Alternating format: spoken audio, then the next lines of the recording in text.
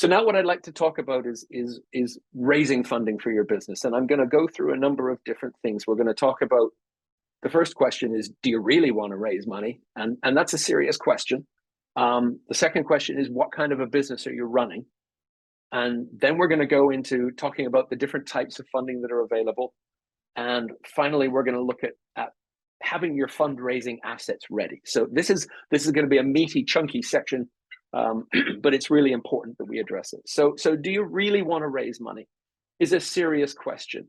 And in all of the work I've done over the last 20 years, and I've raised over 120 million pounds in my career, in all of the work I've done with entrepreneurs, I have seen two types of people appear quite consistently.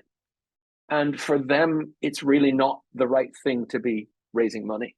And they are what I call the equity hoarder and the frugal leader. So the equity hoarder is all about, well, this is mine. It's all mine. I own 100% of this company and nobody else can come in and nobody else can have control. And there's nothing wrong with that. There's absolutely nothing wrong with that. If you want to control 100% of what goes on in your company and control 100% of the equity, absolutely fine. But then fundraising is not for you. Plain and simple. Fundraising is not for you, because when you are raising capital, you are inviting other shareholders to come in and have a say in the business and have a say in strategy and have a say in what's going on at the board of directors level. If you're an equity hoarder and you're not willing to do that, then just don't do it, okay? But if you're not sure, let me just give you an example. Let's say that you're running a successful business and your business is worth 3 million. And you secure a new investor who puts 2 million into the business. So the business is now worth 5 million. You own 60% and your investor owns 40%. It hasn't changed in terms of your value, but you now have someone who's going to be involved with you in strategic decision making. They're going to sit on the board of directors. They might or might not be involved in the day-to-day activities of the business, but they're with you in there now. So that's already a key step. And then let's say you want to attract and retain the services of a really, really top-notch chief technology officer.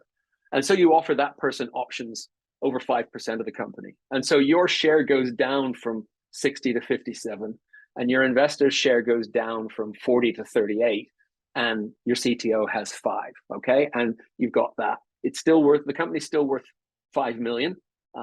Your stake's worth a little bit less, your investor's stake's worth a little bit less because you've secured the CTO. Now let's fast forward 5 years and look at the business, which has grown successfully because of the strategy that you came up with, supported by the funding from your investor and developed by your chief technology officer. Everything's gone really well. And now all of a sudden, your company is worth 10 million, not 5 million. So it's doubled in size, right?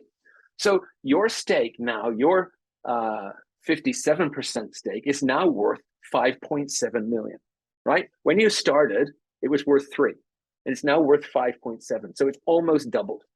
Your investor's stake is worth 3.8 million, right? They put in 2, and it's gone up to 3.8. So again, it's almost doubled. And your CTO who came in got the options, and their stake is worth 500,000. So everybody's won, because really what's happened is you've taken a pie and you've grown it. And so while your slice of the pie might not be 100%, it's less than that. In this case, it's 57%. But that 57% slice of this pie is worth twice as much as it was when it was a smaller pie that you owned all of. So that's kind of the key thing for you to get comfortable with in the context of, am I an equity hoarder or not? And if you're sitting on the fence and aren't sure, that's an important thing just to think about. The other thing that I want to talk about is the frugal leader. And this is something I often see in companies that are bootstrapped, where everything that has been achieved to date has been funded by the founder and or by sales that you've been able to make in the business. And so the founder has had to be frugal because the level of money coming into the business is constrained. And so you've got to be really careful with your costs. And I completely understand and accept that.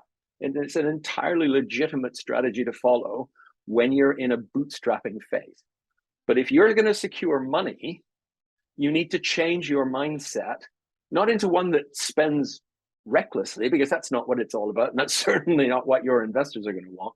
But you need to open your mind to the idea that the reason you're securing funding is to actually go out and spend money and to spend it wisely in line with a strategy that's been agreed. And I've seen too many founders who, they come along and they raise the money and they'll spend some of it here and then they'll think, oh, no, wait a minute, we got to hold something back. And I've seen this many, many times when they're holding back. And the whole idea when you're raising capital is that you have that money. You can now go out and, you can go and secure the services of a super chief technology officer or chief financial officer or chief operating officer or a super marketing team or whatever it is that your business needs. You have the funding to go out and get the best that you can, as opposed to thinking, how can I get by on as little as possible? So you just need to open your mind to that. And again, doesn't apply to everyone, but I've seen a lot of people going through this process who are frugal leaders, and it's important just to get over that.